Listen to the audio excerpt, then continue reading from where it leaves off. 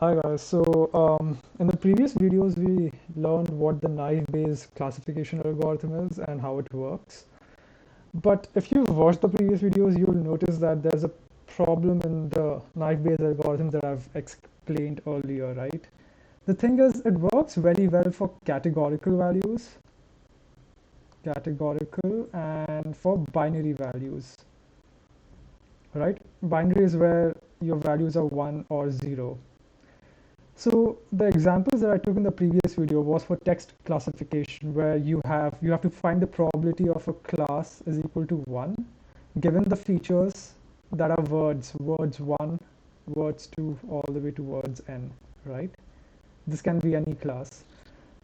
So this was a problem that I posed earlier. And then, if you think about it, words are nothing but binary features, right? Either the word is present or it's not present. But what happens if, let's say, you have a table and you have data points x1, x2, xn, and then you have features over here. Let's say feature 1, feature 2, all the way to feature I, then feature f something,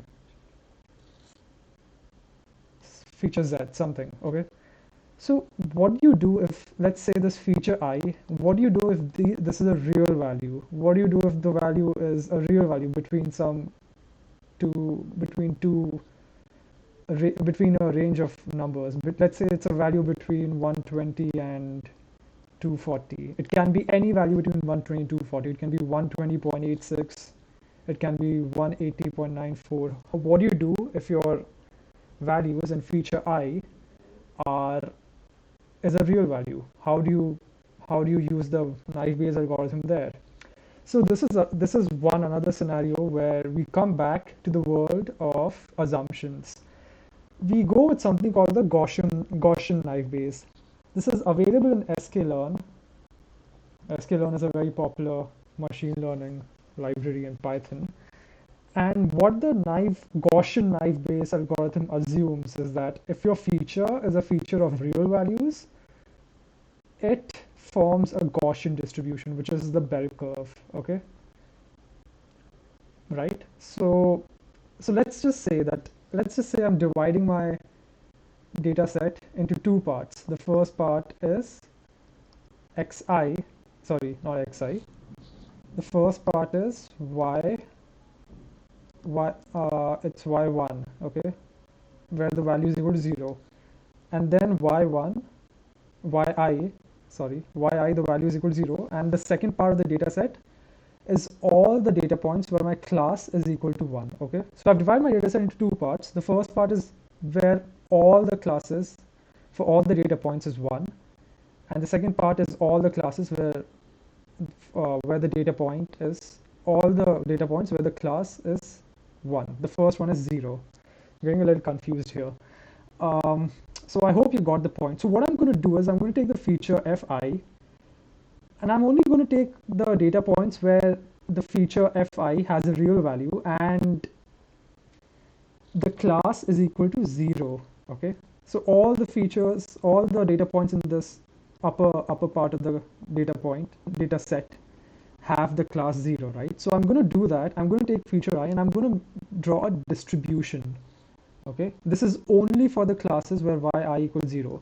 For the lower part of the data set where the class is equal to 1, you would again take the feature fi over here. You would take feature fi and you would draw another distribution. It would also form the Gaussian bell curve, and here this is all the features fi where the class value yi is equal to 1. This is the distribution of the feature fi where the class is equal to 0, right? So let's say if I have the distribution over here, this is a PDF, right?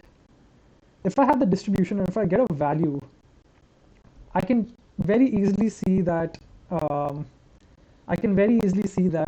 what is the probability of me getting that value, right? If I have the PDF, it's very easy. So let's say that the values range between 120 and 240, like I said over here, okay? And let's say I get a value of 232 or something. So that value would fall over here, right? this is 232. And if I go over here on the y-axis, I can get the probability value. This will give me the probability value, right? So it's very easy to see how to get the probability value for a real value in a range of numbers. You just take the real values for a particular class and you find draw the PDF and you find the probability value from there. Now what you have to remember here is that the PDF for the feature fi will only be for a particular class. You can't just take fi and draw the PDF for both the classes 0 and 1 combined, okay? You cannot do that. You have to take it for just one class. First where the class is equal to 0, then next where the class is equal to 1. If you have multiple classes, then you would segregate your features. Let's say there's another class y equals 2. Then what you do, you would divide your data set again into parts where you have yi equal to 2 as well. And then you get all the features fi and you draw the PDF again and then you find the value. So this is once you get the probability value from the PDF, it's after that it's simple knife Bayes that we learned in the previous chapters, where p of y equals 1, let's say for some values of feature I, okay, this is just p of y equals 1 for some value of features, okay, f1, f2, so on, into pi I equals 1 to n,